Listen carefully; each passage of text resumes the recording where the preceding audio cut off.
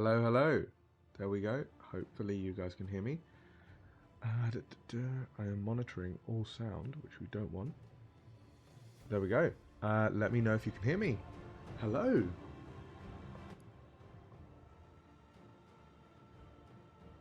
Hello, Wolfie. Hello, Dragon Tamer. So I'm hoping that you can hear me loud and clear, light northerner. Brilliant. Emiri, hello. Welcome back. Right. Okay, so, you know what? I think everyone is here. So, welcome to the first... I think this is the first, like, Drakonym stream after the campaign. So, yeah, this is a really exciting first time talking about Drakonym, dedicated stream for that. Really exciting stuff. There's a lot of changes that have happened between now and... between then and now. And yeah, have I received the email? No, it'll be, I said 2 weeks. It's not been 2 weeks since the campaign. So still some time to wait until then. You'll get an update when all that goes out, so do not worry. It is, you made us wait. Yeah, but it's only been a week though. Technically I did a stream last week, so you can't say, oh, but no, you know what? It's great to be back. It's great to sort of like finally be talking about some development stuff, because there's been a lot of work that's happened between the finishing of Drakonym and now the sort of like playtesting side of it. So I'd love to go over a bit more, but today is dedicated to classes and pards, because that is what you guys voted for. I will be taking a vote during the live stream, but also in the Discord as well. If you're in there, I'll be running a poll on what you want me to do next week. There'll be a few options, but I'm really excited. So, a few things. Tabletop Scotland happened this weekend. Demoed Drakonym for the first time to new people, and it went so well. Could not be happier. Every single person had so much fun. I had fun running the game. So there's been a lot of changes to how the system functions. So before I get into that, what I want to do is go over what are the big changes that have happened for Drakonym from, I'm going to call it version 0.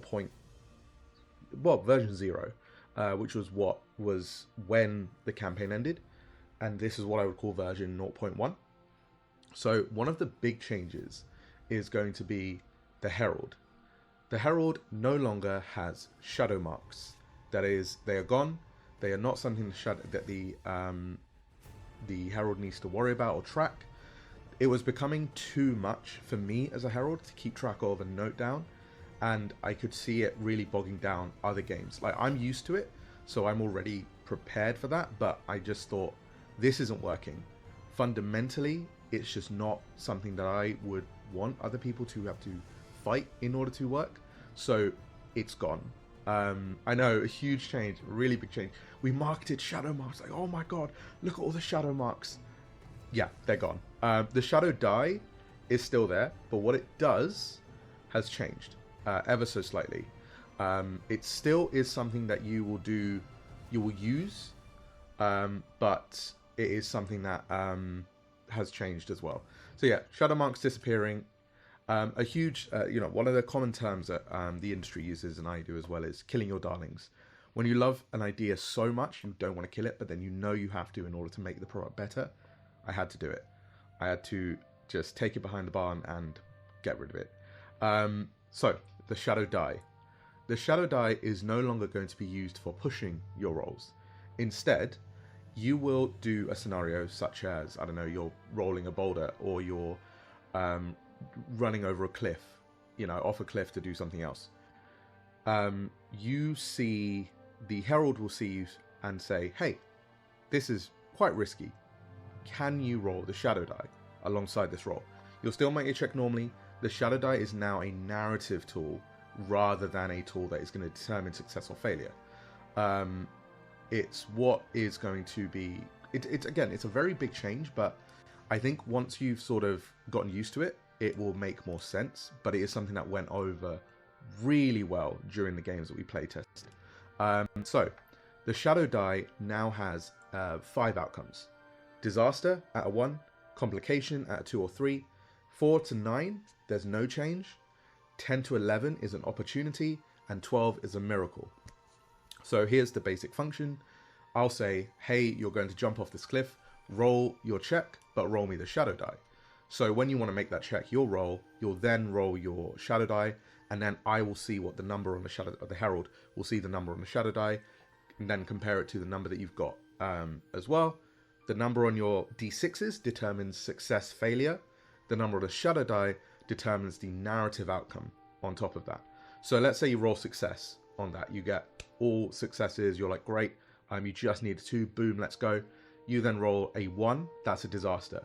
You make it to the other side. You grab on. But the, the cliffside begins to crumble and starts to shatter. Now your allies can't make it over. That's a disaster. But maybe you get miracle. You make it perfectly to the other side, which would have happened with a success. But then you notice that there is a bridge that you can use. You know what? I would say it's very much, plot die in Cosmere is a perfectly good example for that. It's something that is going to now only affect very narrative decisions, rather than being something that bogs down every single roll. And it's herald determined rather than player facing, just to make things quicker on that side as well.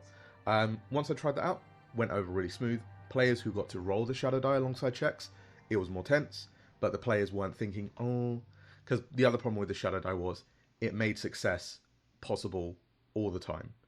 You are really powerful, but you are succeeding more often than not, and it just wasn't fun. Failure is still possible with the normal rolls.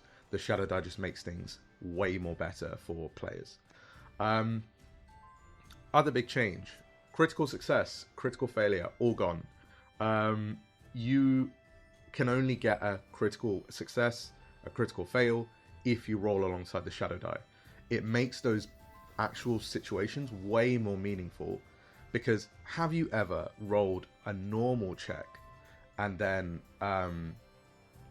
what's the word? You go, oh, I got a critical success on picking up this item. Didn't really function correctly. For me, at least, the narrative thing didn't make sense.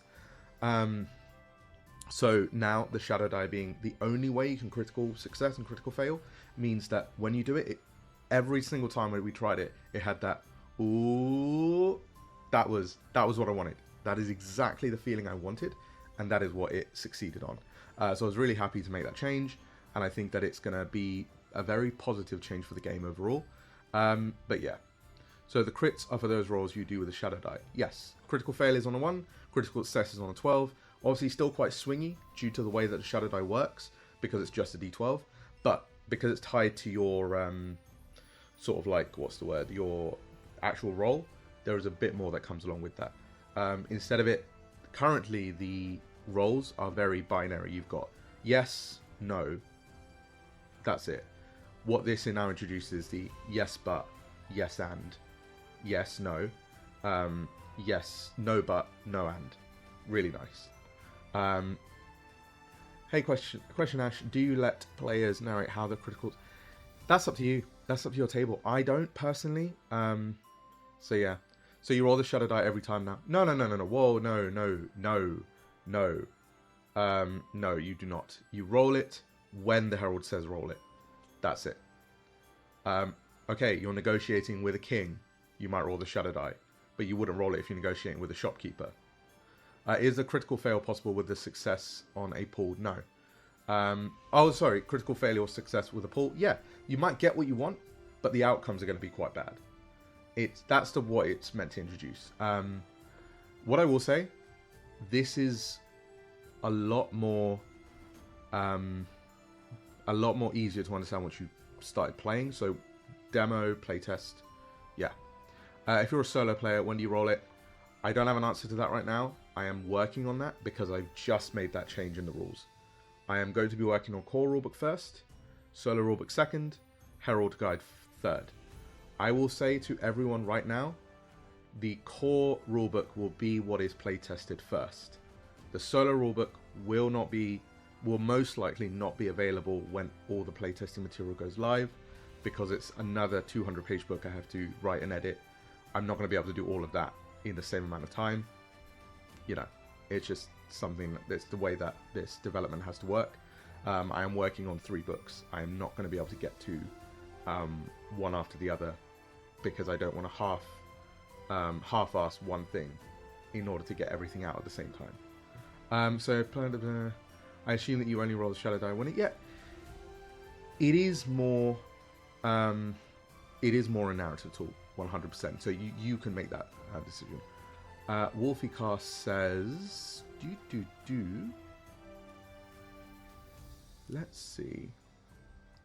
I assume in solo play you... No, that's not it. It sounds like Crucial Moment would have him... Yes, exactly. Does it make sense for this thing to have a huge swingy outcome? Roll the Shadow Die. Is it just going to have a normal outcome? Roll normally. That's the idea. So that's one of the big changes.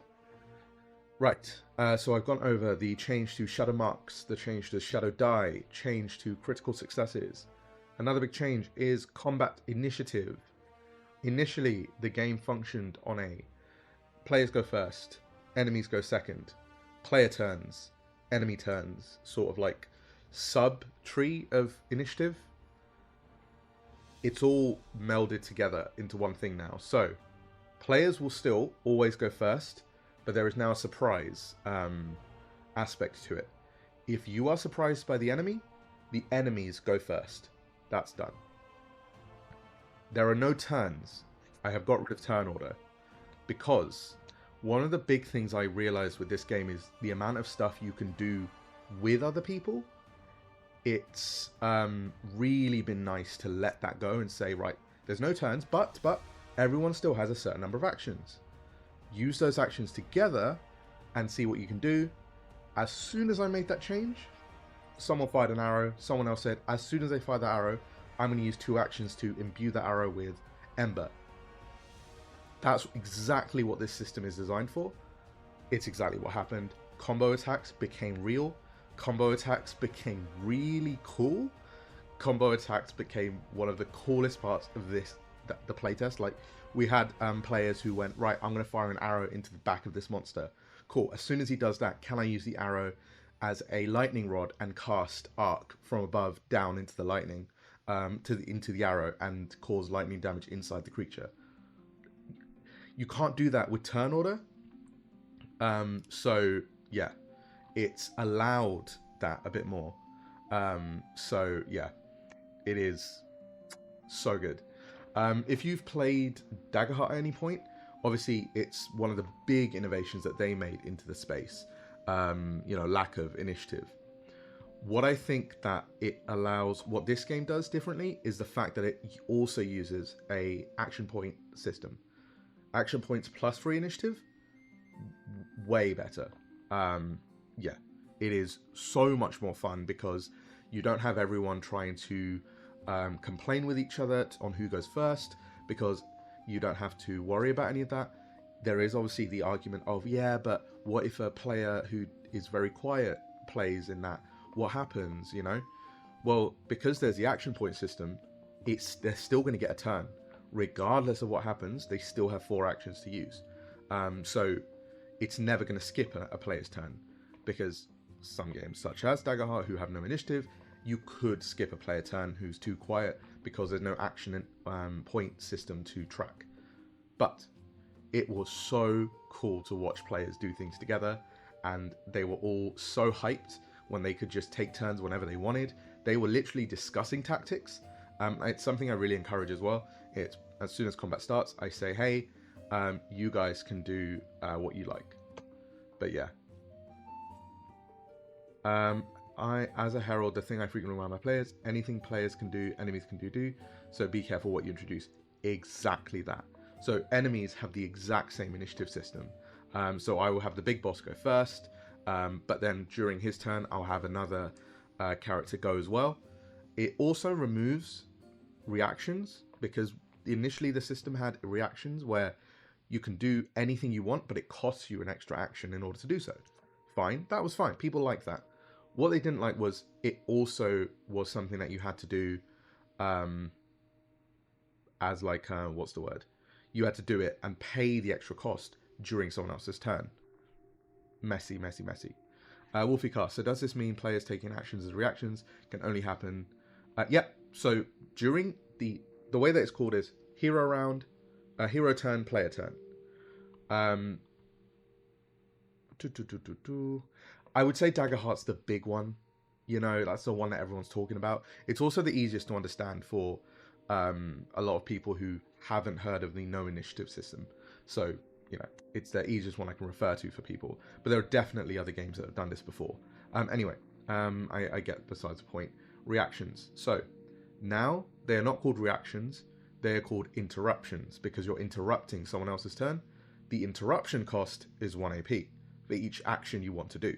So it's actually so much cleaner because you aren't reacting to an enemy, you are interrupting the enemy. But enemies also get this, which means they can interrupt you at any point, but it's going to cost them actions. That's the other thing. So they also have interruptions, but they also have an action pool. They can spend an action in order to interrupt you and then do something. But it doesn't mean they burn through actions very quickly if they try and do that. It is really nice. I know I can't speak for the game in its entirety right now because not a lot of people have played it. But good lord, was it fun to play and fun to GM and fun to watch. I had fun on every single aspect of this game. It was really nice. So I am really excited for you guys to test it out. And I am really excited to run games for people in the Discord when I get a chance, because I really want people to experience this. If you were at Tabletop Scotland, please comment how you found it. But, you know, in the Discord as well, we have so many nice quotes from people, so many testimonials on how the game was. It was amazing. So I can't speak highly enough for how the system has changed. Really great. And then the final big change, which I had written down somewhere. So these are like big changes, not so much smaller ones that are happening across the thing. There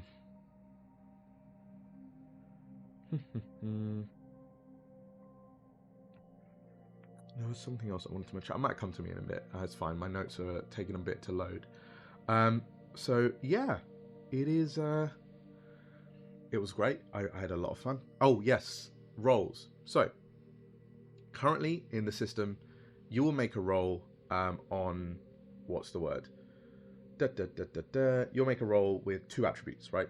I'll say, hey, you want to lockpick, shadow, and body. Hey, you want to convince this guy that you're gonna beat the living hell out of him. Roll me body plus soul, right? I've introduced single attribute checks. Really nice way to do it is, hey, make a body check. You just take the number on the value of the stat you're trying to do, double it, roll that many dice. Really smooth, really nice. It means that the stuff that you've really pulled into, you're not suddenly going, oh man, but I'm really high in body, but then my shadow's really low. That seems really unfair. It really smoothed the game out so much more because the players who were really focused on a particular stat were getting rewarded for that. But then if you broadened it out, you're still getting double the number. So you're not feeling like you're, you know, not being rewarded either. So it was really nice. So the way that it works is certain checks will require 2 attributes, but if you just have a, I don't know, right, you're going to be grappled. Grapple's just a body check. You just roll double whatever that value is. You might also have, well, it's player choice. You can either roll body or shadow. You can, and then just double it up rather than rolling body plus shadow. So yeah. So how are the rules going to affect solo play? I'm not sure yet. I'm working on it. These are changes that I've just made. I am going to implement these in. What I will say is they will never, ever be built in a way that is going to severely change the solo book. I am going to say this is very likely going to make this solo game better because it's more focusing on a narrative rather than strict ruling. So yeah. That's good. However, good narratives are built on failures, so I'm good with that. Exactly. Yeah. We had a lot of failures. The failures made it great, so I'm really excited to see what that happens. Yeah, so I'm going to say that once I'm done with the base system, I can immediately move on to solo. I will just point out for the solo people, the tables are good to go because they're just prompts. It's just moving the system over to solo. Certain things like the shadow die used to introduce extra aspects for the player. That can obviously no longer happen because we don't track shadow marks anymore. So I just need to change all that around. I can't tell you how quickly this will happen. I will try my best to do it as fast as I can, but I really don't want to rush this. So yeah, it's going to be nice. Okay, those are the big changes that happened off the back of UKG. It was really great. I had a really fun time, and I know that you guys are going to have fun with this game as well. And I think that's what makes me happy. But yeah, seems more like, oh wait, let me just grab this. Seems more like something the Herald would implement if that made sense. Breaking a door down will be a double body check, kinda how you can use strength for intimidation instead of charisma. It makes more sense if you're describing something. Exactly. I wonder if it'd be possible to homebrew a god/deity. Yeah, you can. I'm sorry to answer exactly what you said, but yes, you can. What my gods are essentially going to be used as, for most people who don't want to play an Akaroth, you can just use them as baselines. Like C4 can easily be converted to Zeus. You know, Ishara can easily be Artemis. You can homebrew whatever you want. Waiting for the telepath/psionic class. That's today's topic, isn't it? Sometimes we need a little reassurance. Yeah, absolutely. No, I completely get that. Okay. Classes. Sorry. I yapped for 30 minutes on the changes to the game. But they are very good changes. And you know what? I might do this every stream. Just run down what I've changed. So that way, if that's all you're looking for, the first 20 minutes is just going to be changes to the game. So you can expect that as well. Okay. So, classes. I mean, I want to open up the floor to people because I will go through them. I will show you how classes work and how they have changed over time. I might open up the original system as well to show you exactly what's changed. But what we can do is go into this now. Oh, yeah. Another big change is defense, but I don't know if you guys want to hear about that. And how damage is calculated. So, yeah, if you don't want to hear about it, I can move on to classes. But, yeah. Let's see here. I can tease. I can do what I want. Right, let's see. Attributes, classes, character kin. Oh, good lord. Yeah, you know what? I can't talk about the big change to kin either. I promised classes and parts, but I've made so many big changes to this game.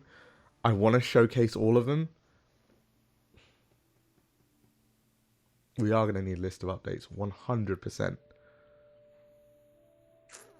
If you guys want to learn about the kin update, tell me. I will quickly go over it, because that's what these are meant to be. These are meant to be dev diaries, if I'm to be completely honest. That is what these are. They're my dev diaries, so I can go back and check stuff. So I actually think that saying, oh, this is themed around X isn't going to really work. It's, I think it's more going to be, let's discuss. So you know what? I will go over the changes to kin. So I'll do kin quickly. I will then do classes immediately after that. Because I actually think it's very useful for everyone to know. So let's do everything. I'll just go over the big changes then. Because it's better than anything. Okay, so here we are.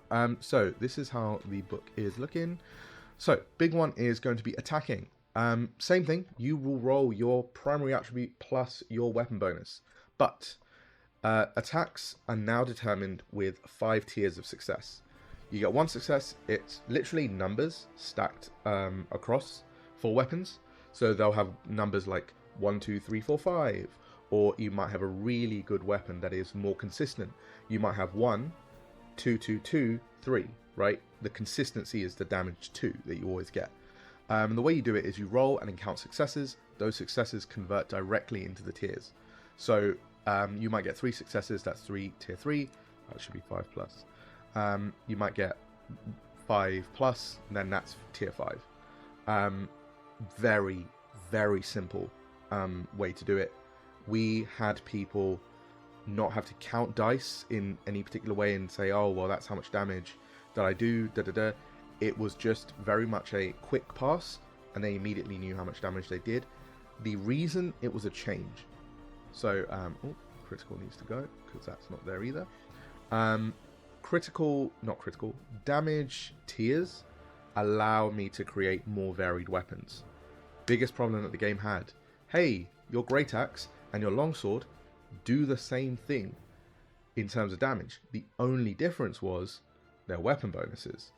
So obviously you could argue, hey, why don't you just add the weapon bonus to the weapon damage? You could. Doesn't solve the problem though. You're still not doing varying amounts of things, and there wasn't really any real bonus for taking certain weapons. So now what weapons do is you have let me see if I can grab it here. You have weapons that have their name, their damage, and then you got the range. They all have minimum bodies now. So the reason they have a minimum body is if you don't have that minimum body, so a greatsword, for example, has a minimum body of 3. If you don't have 3 body and you try to wield the greatsword, you can still wield it. You just don't get access to the bonus that you roll or the perk. That's the requirement you need to be able to wield that thing. So every weapon has tiered 1 to 5 damage and perks. So for example, the dagger, it has a perk. It can be thrown 5 squares. What's it called? The greatsword has cleave. If a target is downed, deal the remaining wounds to another target in 1 square. Really nice, right? It just makes sense. It made a lot of sense for me. And you'll also notice another big change. I'm sorry that I'm like listing out all these changes, but they're really fun, they're really good changes, and I'm really hoping that people are excited. Ranges are gone.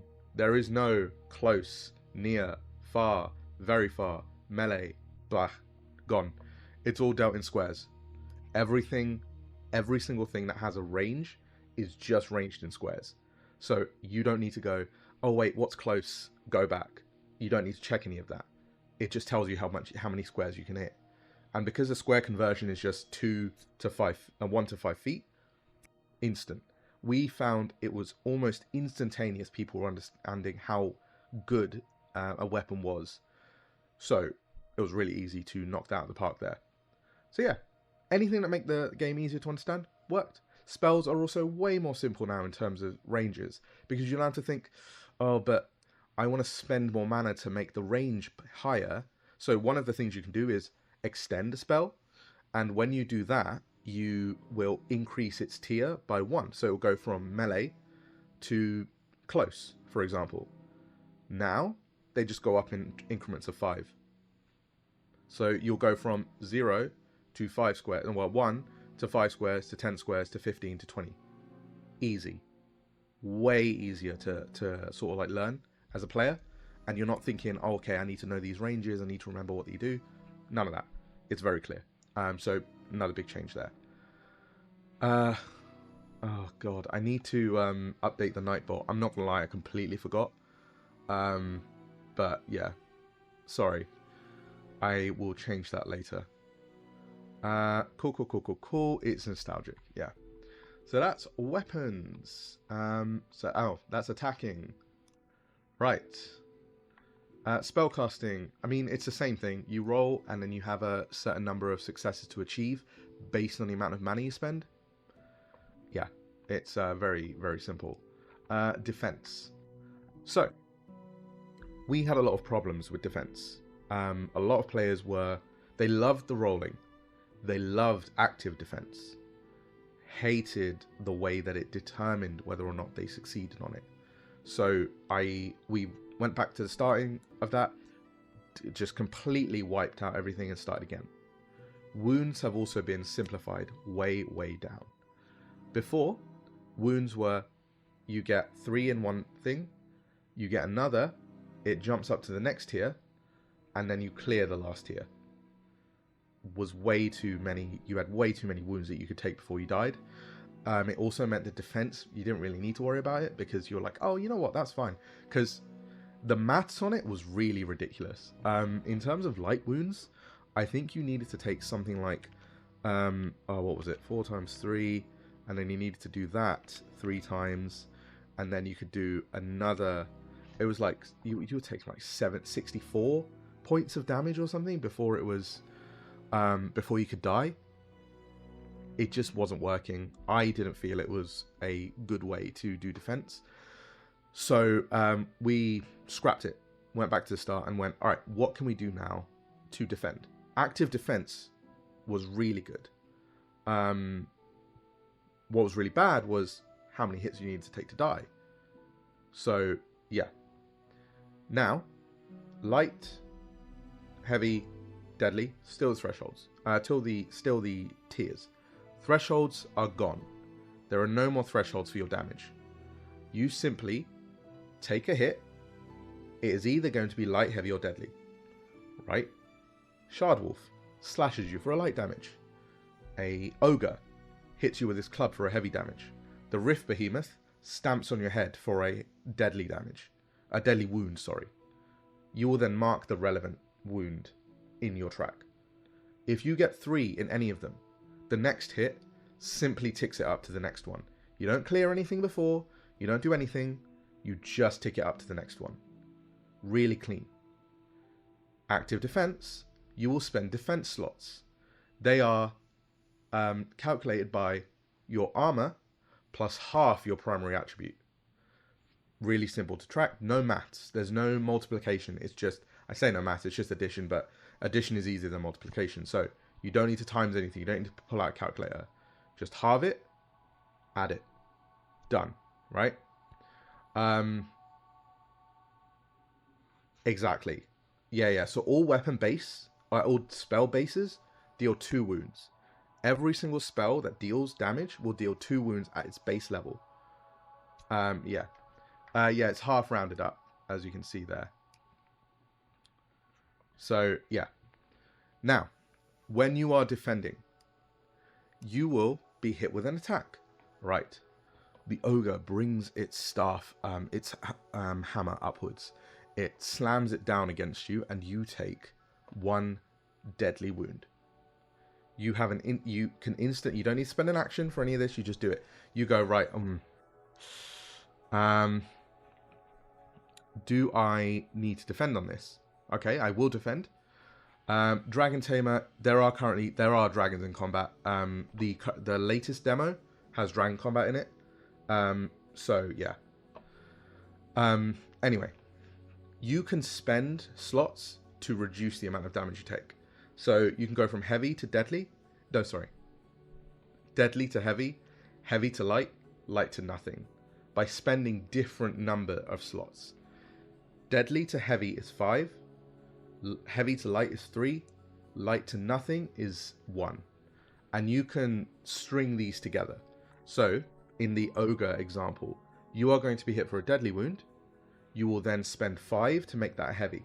You will then spend 3 to make that light, then spend 1 to get that down to nothing. Suddenly, you're spending 9 slots to reduce the deadly wound that would have been really, really bad down to nothing. Right? Tried it. So good. People loved it. It meant you could easily become overwhelmed because you weren't able to drop things down very quickly. Like if you were being ransacked by like multiple goblins, you had to choose and be tactical about when you were spending your defense slots. But if you were just playing against one creature, you could just do it once and go, right, cool, done. They refresh at the start of your hero round. So at the start of your round, you will get them back. At the top of everyone's round, basically. But what does this mean, though? What about monsters? This seems a bit unbalanced for them. Monsters have defense slots too. Monsters can spend defense slots to reduce your damage by half. So it's never going to be... Well, it's half rounded down, so it can be 0. But it's going to cost them a lot of defense in order to get you down to 0. It was the cleanest way because they don't have light, heavy, and deadly. They just have a wound track, single number that just ticks up, ticks down. Really easy, way more fun because I was spending so many defense slots to defend against monster. Yeah. If your deadly is filled out and you take another You have to either take another deadly hit if your deadly's filled out, or everything's filled out and you take one more hit, you're dead. That's just it. It's really telegraphic on when you could die, which means that we don't need that, hey, you're downed, roll to see if you're still alive. I don't want it to be random. Your choices are going to determine whether or not you survive. That's what this game is meant to do. So yeah, that's it. Sorry. I love just talking about this game. It's so much fun. Right. So that's that. And then we can go on to kin. So I will go over this quickly. So kin currently have some lore on their page. Their cultures, details, and then their subkin. Subkin before didn't, well, they still don't. They don't provide any traits or anything. A lot of people assumed that they did. They don't. They are purely aesthetic. They are meant to just be part of your character creation. Just as a, oh, okay, I have blue wings, I have red wings, I have orange wings. So, big thing that we had. When you picked a kin, you got 3 traits. That was it, right? No, kin are not flavor. Subkin are flavor. Kin provide you with your speed, your size, and traits.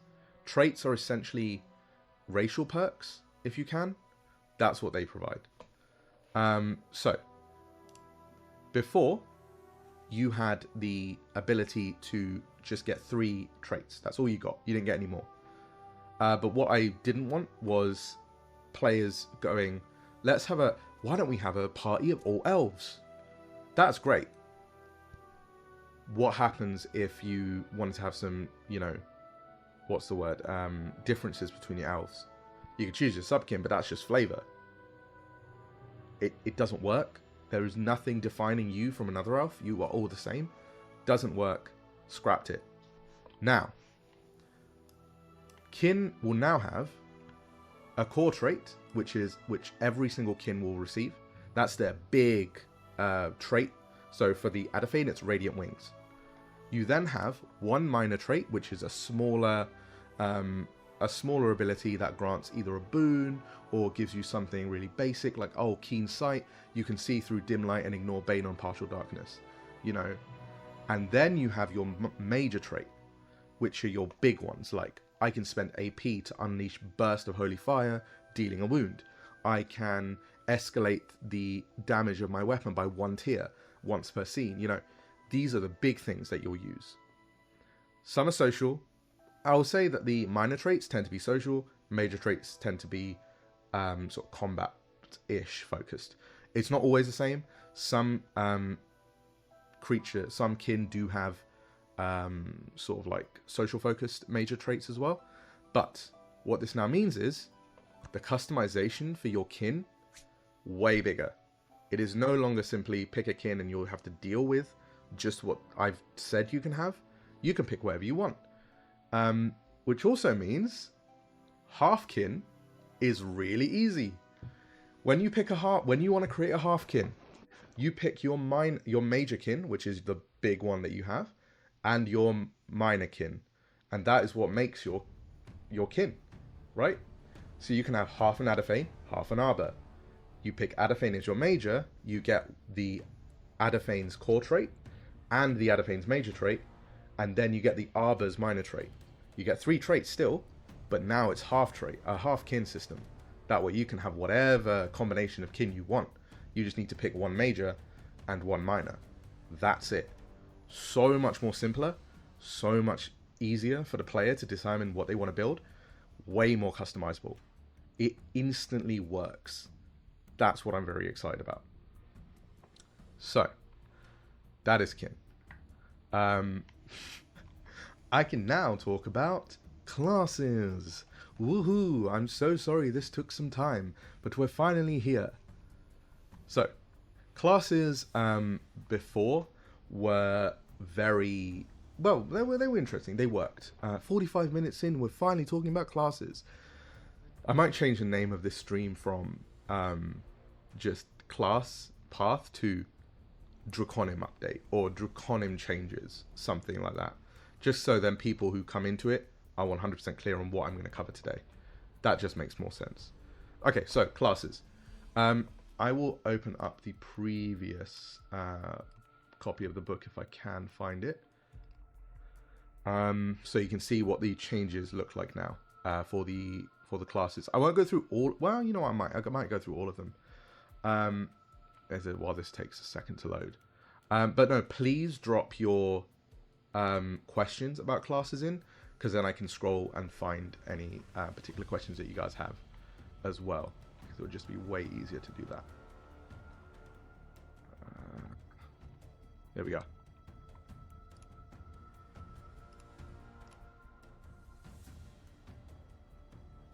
Okay, so classes. Before, classes had level 1, level 2, level 5, level 8, and level 10. They were very simple when you combine them with a path. Really easy to get a hold on. The problem they had, however, was certain players didn't want to pick a path. They just wanted to go fully into their class.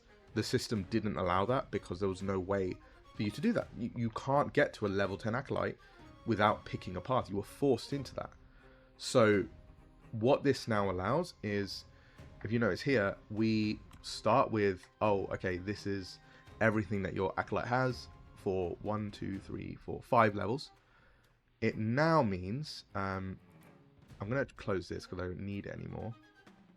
No. Okay. You now have some lore on your character, Acolyte, so it's more broad. Before it was very lore focused. It's a bit more broad now, so you can take it from any campaign and any setting. You now have subclasses for your class. So you have different ones for your each of them. You have the Hierophant, the Oracle, the Pact Binder, the Wild Heart, and the Zealot.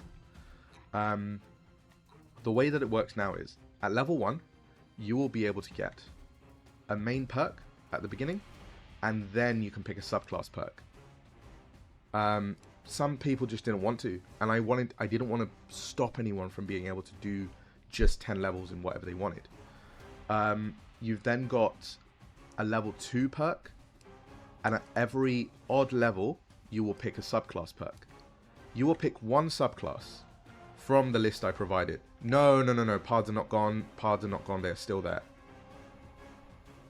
I was going to go on to Pards later. Just wait. I wouldn't call this a class and Pards stream if they were gone. They are not gone. They are still there. They just work differently now. So you will pick from your subclass at level 1. You can pick one subclass. You can't pick multiple. You can pick one. So let's say I went Acolyte Hierophant. At level 1, I'd get Dawn Marked, which is once per scene.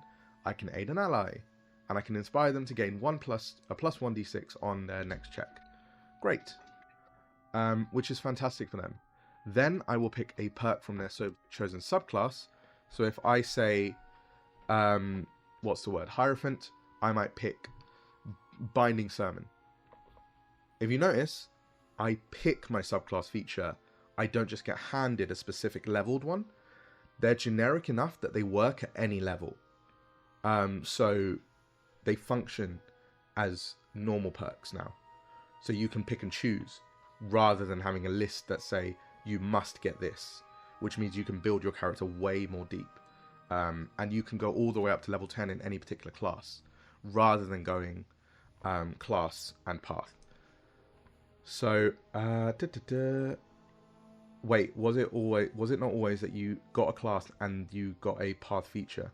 Yeah, basically, it worked before that you had Acolyte, and at level 3, you picked a path. But you would sort of like interchange between them. So level 4, you would get a path perk, but at level 5, you get a class perk. Level 6 would be a path perk. Level 7 would be a class perk. You see that? That's how it used to work. Didn't really work. It just was there. So kind of like feats. Yeah, if they weren't called perks, they'd be called feats.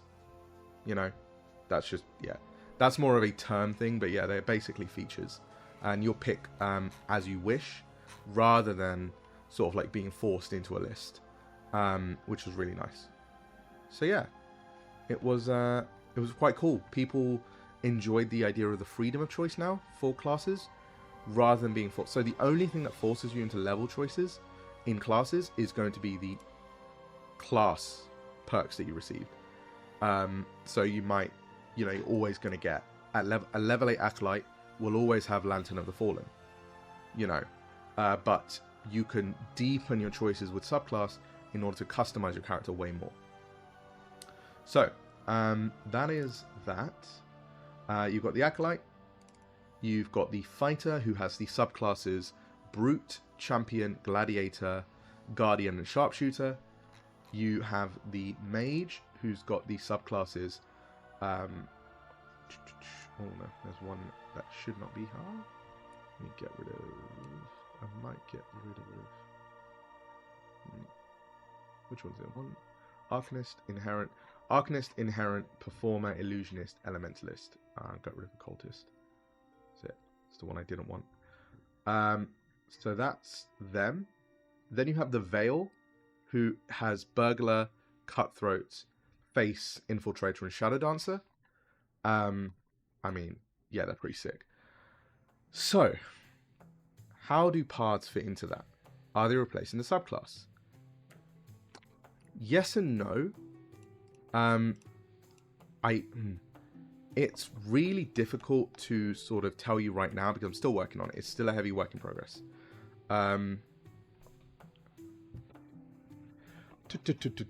It sounds like you just be overloaded with features. If you've got class, subclass, and perks and path, not to mention spell perks and kin perks. Okay. Spell perks are gone. You do not have spell perks anymore. You still have spells, but you do not get a perk from your spell school. They're gone because it really made spellcasters way too powerful. They were getting so much, and martial classes basically got nothing. That was not fair at all. So that is completely gone. It just, yeah, it isn't going to work. Oh, speaking of another change, actually, while we're here. So, if you notice here, all mages start with a single spell aspect and mana of 8. You get 2 mana per level. You can also pick 1 mage subclass. Right? Perfect. That works out. But what about martials though, Ash? What do they get? They don't get anything else. They just get, their abilities, and we now just have a list of martial abilities that they can use. What about them? Well, don't you worry about that. They have exploits. All veils start with a single martial tradition, a grit pool of 6, and increases by 2 grit per level. You will also pick 1 veil subclass. You get exploits. These are martial abilities that you can pick from a list, like spells, and customize your character, rather than getting, oh, I have Weapon Master. You can pick what you want. You want to be a Weapon Master who gets access to grappling focused exploits? Go for it. You want to be a character who gets access to control focused martial abilities? Absolutely. You want to heal after every damage that you take? Yeah, you can do that. Exploits are built into the game now, essentially to be the spells, so the answer to spells for martial classes. They work very well. We have someone who gains access to what was it? They had an access to executioner exploits, which were like, if you kill something, you get to do more things, right? So they were really going after that. And other characters had access to, different exploits as well. The Fighter is the one who gets access to the most. But yeah, like you got access to the Brute Discipline. So, and Brute Traditions were Momentum, Power, or Suppression. So Suppression is like, I'm going to grapple you. Power is, I'm going to overwhelm you. And Momentum is, I'm going to run around the battlefield and I'm going to like ram into you. So the Brute got a tradition where if they moved 2 before they attacked, they gained a bonus on their die because it was a momentum tradition. So yeah, it is very cool. Yeah, so that's subclasses. I can't show you parts right now because I'm still working on them. I haven't finished it. Because I was at Tabletop Scotland, I lost 2 days of writing time last week, and then obviously running all the games on the weekend. Yesterday I was catching up with all the emails I had. Today is the only day I've had to sit down to do anything. So I haven't finished off what the paths look like, but they are coming back into sort of like my process. Essentially, I don't want to say they're similar to your, what's the word? Like prestige classes in like 3.5e. Pretty much that is what they're like. They're a specialization for your character that is lore focused. So I can actually tell you what the new names for what's the word? The paths are, because they are no longer generic names, they are lore focused names. So I can tease that a bit here as well. So you know what, actually, we'll just go through and I'll change the names while we're here so that we can just get it updated. So let me do this and this. So, first things first. The assassin is now called the Hollow Knife. They are a brotherhood of assassins who gain access to a lot of underworld focused perks. So think the John Wick assassins. They have an entire underworld that is bound by rules beyond anything. If you follow those rules, you get perks. So very cool new one there. The Berserker, they are now the Bloodthirster. They are bound to the god of war, fire, and weaponry. If they take damage and they harm their bodies, they get more damage to put out. Way cooler in terms of it. And it's really tied into... So it's not about, what's the word? I want to rage. It's more, do damage to me, and I will sacrifice my body for my god. I will now do more damage to you. You know, that's the basic idea. Champions are the Oathless. They are bound to no god, to no flag. They simply walk the path of least resistance. And they are battlefield legends who enter into combat. They will go for anyone who needs their aid. They are follow personal codes. They do not work for people. They do not follow orders of knights in the way that traditional knights will. The Oathless are essentially the antithesis of the Oathkeeper.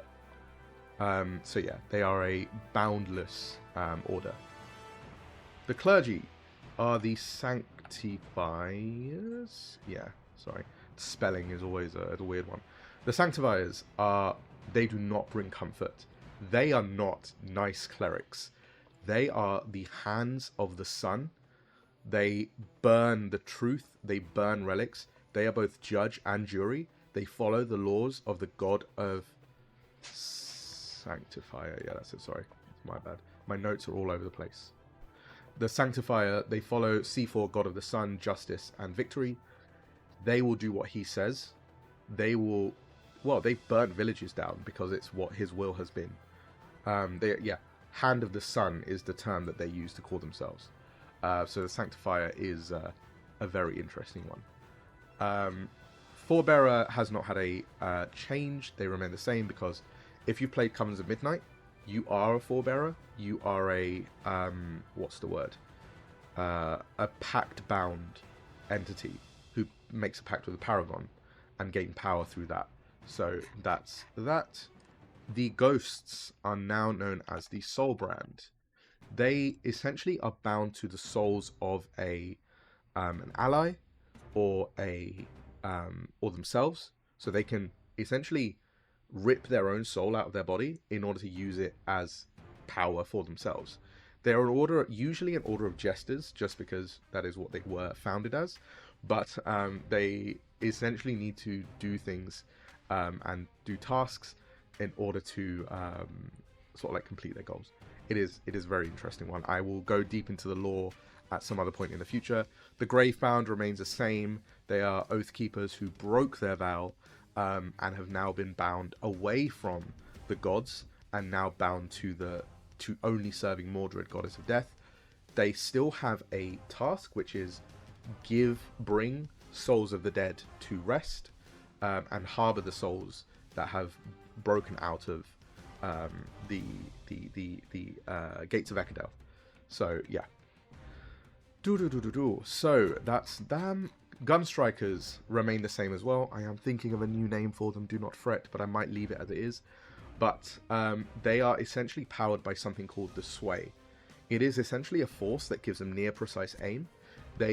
One of their things they have to do, so your quest, if you want to become, I will describe what it means, but essentially every path has a requirement quest. If you played WoW, you know that certain classes have quests that you need to complete before you can become one. One of the Gunstrikers quests is build a gun. You need to find the items, you need to build a gun. The gun is your oath that you make. And you are bound to Ishara, goddess of the hunt.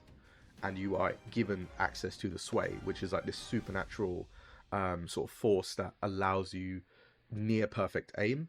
But it doesn't come without its, drawbacks either. For example, one of them is you're not able to move, etc. But yeah. Pards are still not bound to classes. Sanctify Veil is still possible. Yes. Yeah, sorry. Fun Fantasy is a perfect example, yeah.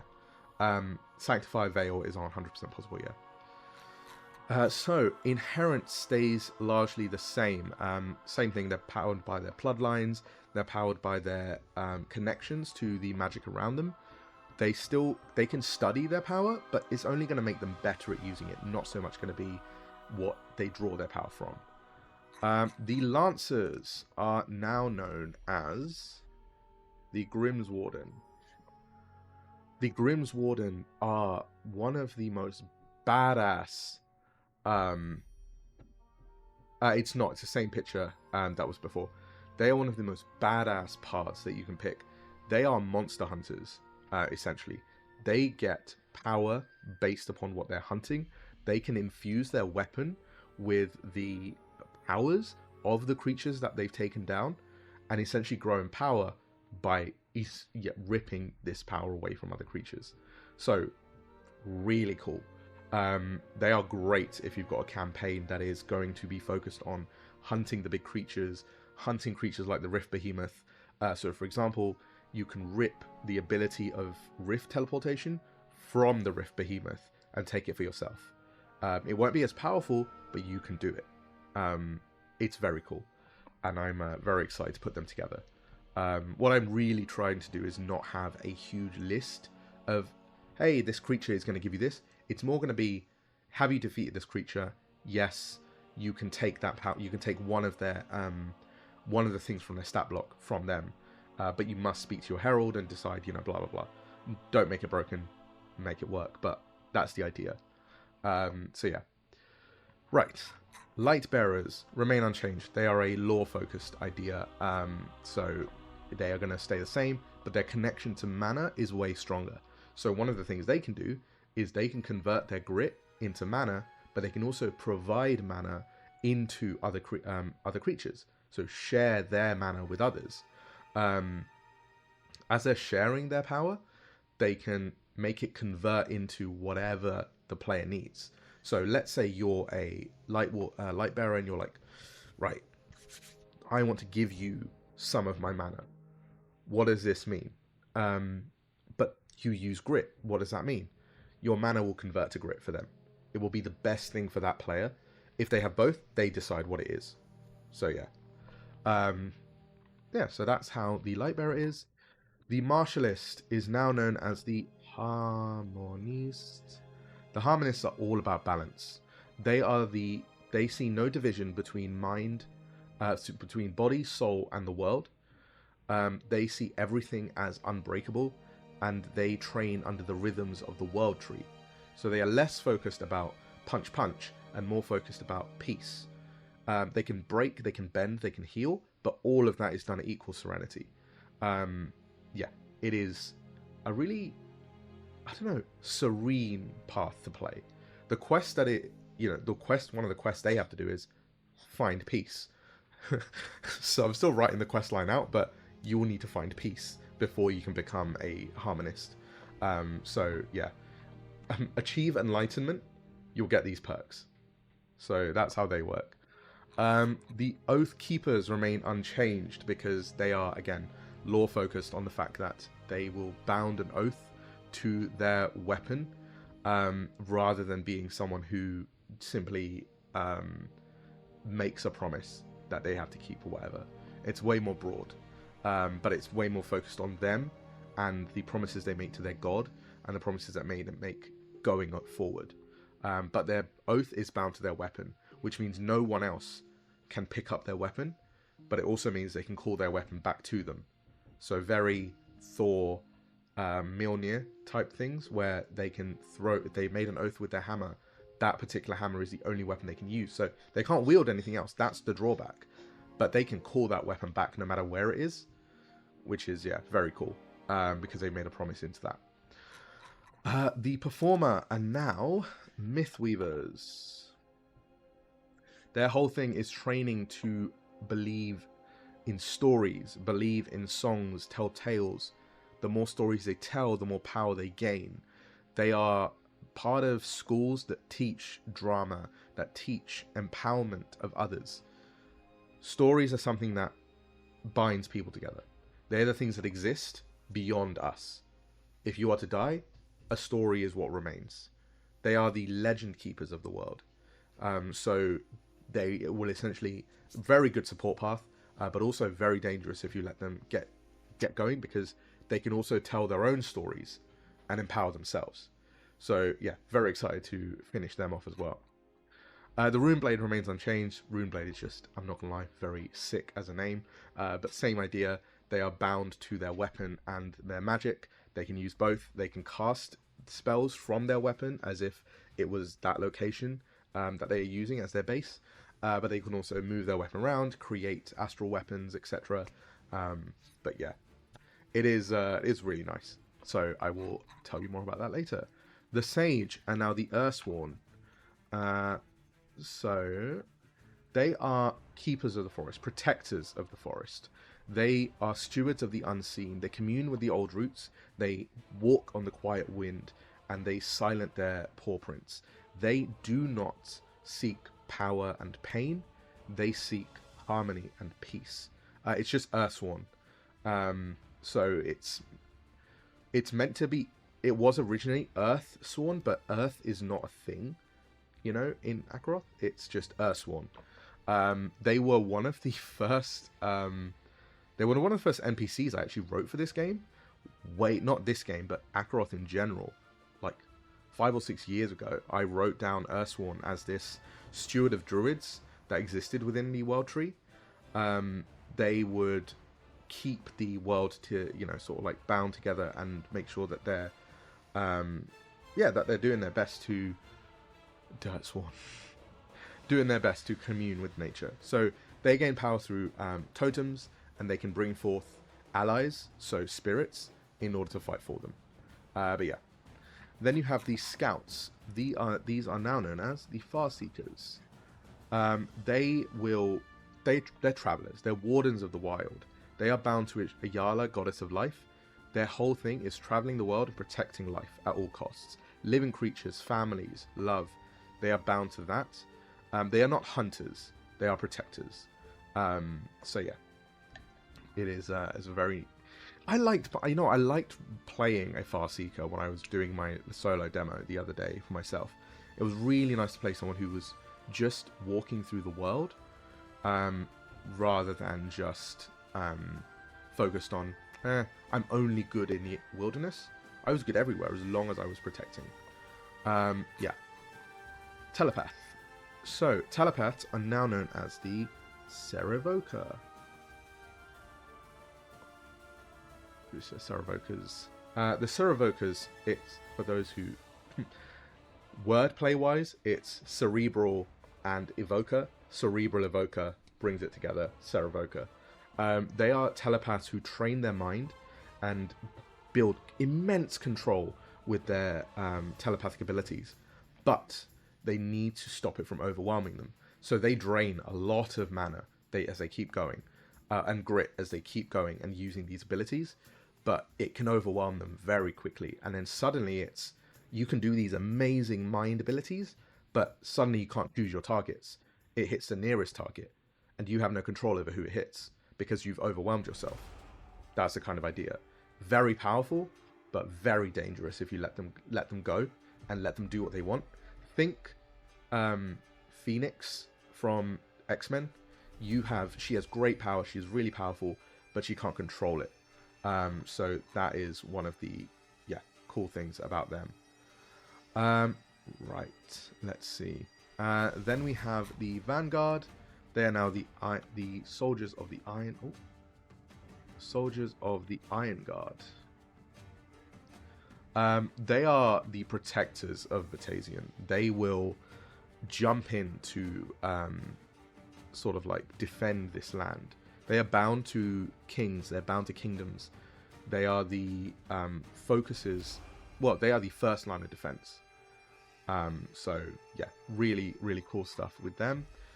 Wizard is now the Codexian, because they must use a codex in order to cast their spells. So they must have something bound to them in order to do that, and they draw on the power that they find. So I don't know, man. It's just so cool when I'm writing these. But yeah, the basic idea is that the Codexian is a archivist who binds magic into the living lore. They can translate a spell that no one living can recall. They can return pages to stolen pages to the codex. They will write a lore and keep it. It is basically the laws of magic are bound by them. So yeah. So parts are all in Batazian. There are some in other regions as well. Yes, there are others in other regions. Like, you will find a Codexian in Messam. You'll find a lot of Codexians in Messam, because that's where the magic school is. But you might not find an Iron Guard in Messam, because they don't really need that defense, because they will have a Codexian protecting them instead. You know, Grimm's Warden originally come from Tirafel, so you'll find a different sect of the Grimm's Warden inside Tirafel, but you may not find the Ursworn, because there's not enough forest in Tirafel for them to be bound to.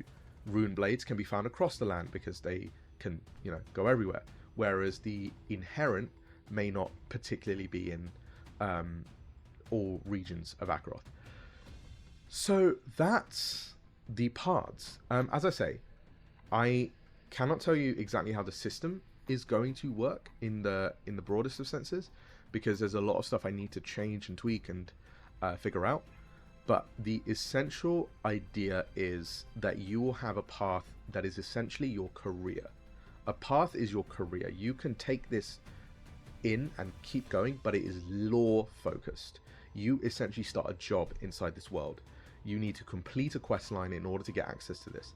The Codexian might be you need to scribe 5 spells inside a codex.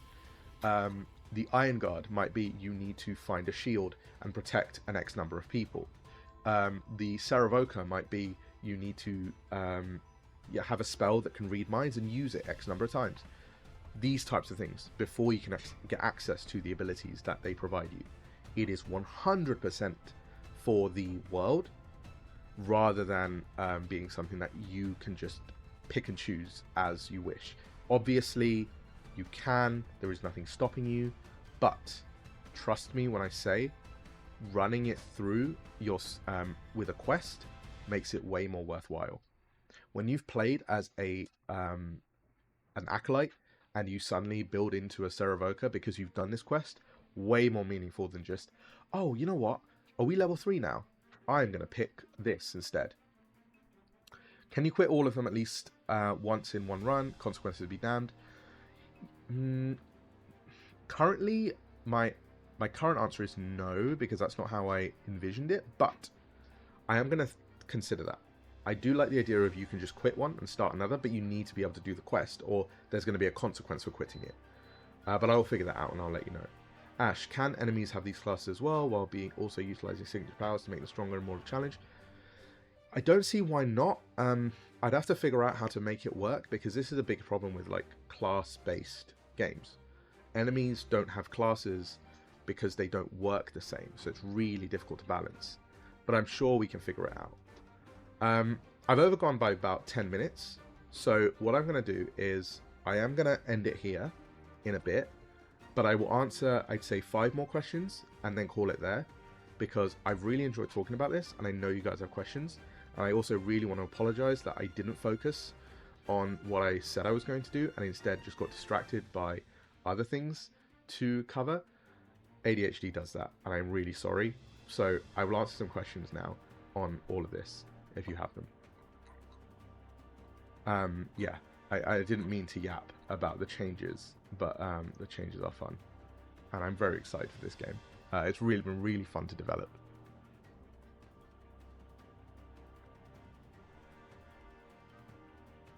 It is all info, that's true, yeah. Whoever comes into the stream is going to get some good info for it. Multi-classing. I haven't made a decision on multi-classing, if I'm to be honest.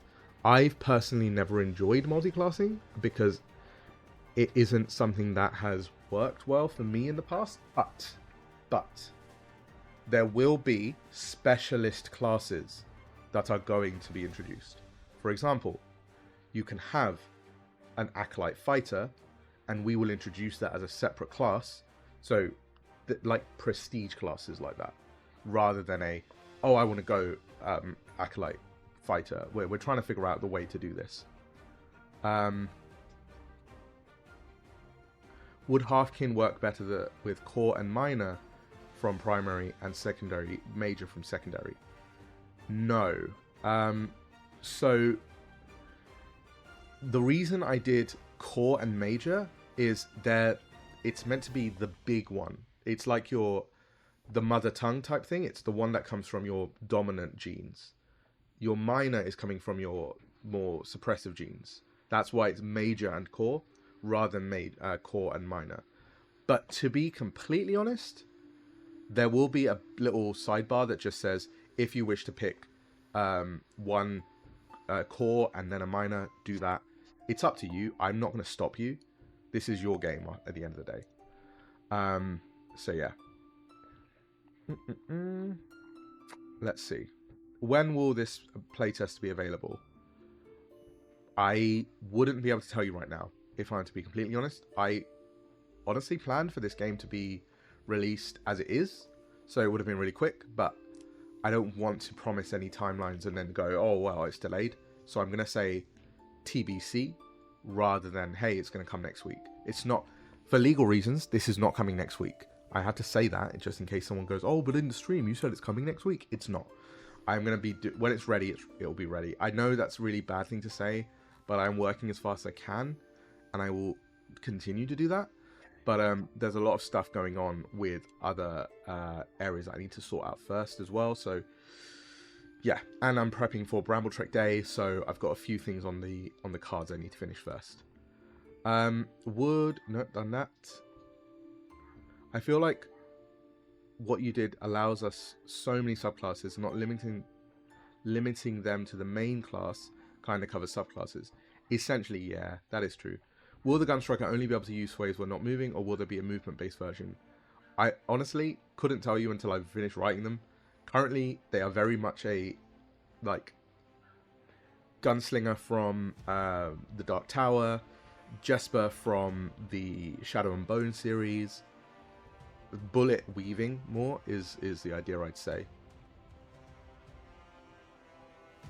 Yeah, we talked about next week before as release. Yeah, too many things happened. I'm not gonna lie to you, I didn't expect to go to Tabletop Scotland when I initially planned this out. We were gonna just not go, but I decided last minute, let's go, let's do it. So glad I did, if I'm to be completely honest. So yeah, when is the next stream poll? It will be in the Discord now.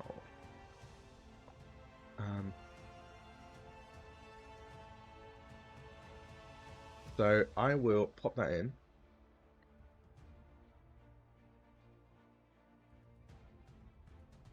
Yeah, life happened and it was dope. So there you go. I'm hoping the dragons play a significant role in the game overall. They will. Don't worry. They won't. The problem with the dragons as they are is this game is not a if you don't want dragons you can't play it. I did not want that to be this game at all. There are so many people who don't want to play with dragons, and I knew that my audience would like enjoy not playing with them if they wanted, and some campaigns can get overwhelming with dragons. I didn't want them to be a must-have, so they are optional, but they will play a significant role, don't worry. How many stages of life will dragons go through? Hatchling, egg, hatchling, juvenile, adult, elder, mythic. 6 stages of life. But hatchling doesn't really count, so 5, I guess. Not hatchling, sorry, egg doesn't really count, so 5. But yeah. Just trying to find... right. Any dragons with multiple heads? Are the dragons with more than one head? No, not currently. But you never know, right? Let's see here. Is there a limit to how many players can have / bond with? Yes, there's only 1 dragon per player. But again, do what you want. Rule 0 it. So yeah. But I will end it there, I will say. We have gone for... yeah, nearly an hour and a half. So I'm going to leave it there. I'm going to name the stream Drakonym Dev Update 1. Or Dev Diary Path and Classes. Like, that way, yeah. So there couldn't be an egg that hatches with twin dragons. Technically, no. But, man, just do, like, play how you wish. I am not going to come to your house if you do that. But I know that some people want me to. Yeah. You can just homebrew that rule. Yeah, exactly. Like, I know there's a lot of stuff that people want, but yeah. Teddy. Sorry, it's my dog. But yeah. Cool. I will call it there. And we can discuss things in a bit more detail next time as well. But yeah. It was really nice to see you guys again, to be completely honest. I always look forward to these streams because, one, it's more a vlog for me. That's the way that I use them. But also, you guys are getting to see how the sausage is made. You know, like a lot of you knew about the Shadow Die, you knew about all these other things that I've been writing. But seeing I've just killed them is obviously not... It's a real big change for a lot of people, but that's what development is. There is a lot of stuff I've killed for this game, and you guys get to see this being killed right in front of you. So yeah, I'm really excited to sort of go over the next stuff in the next update and the next stream, you know, next week, because there'll be more changes then as well. But I am hoping that there'll be a lot more that I can cover off that you guys would be excited about. But yeah, it's a really exciting time. I honestly cannot wait. Cool. Okay, well, I will leave you guys to it then, and we'll catch up next week. I'm in Discord all the time, so if you haven't joined, join the Discord. There are lovely people in there. And I just want to say a huge thank you to everyone who's taken the time out of their day to come and sit down with me and talk all things Drakonym. But if there is anything you need from me in terms of questions about Drakonym, you just want to have a chat about Drakonym, or you want to talk to the people who played it recently, join the Discord and be there. Thank you so much, and I cannot wait to share this game with you once it's ready. So have a wonderful week, have a wonderful weekend, and I will see you guys soon. Bye.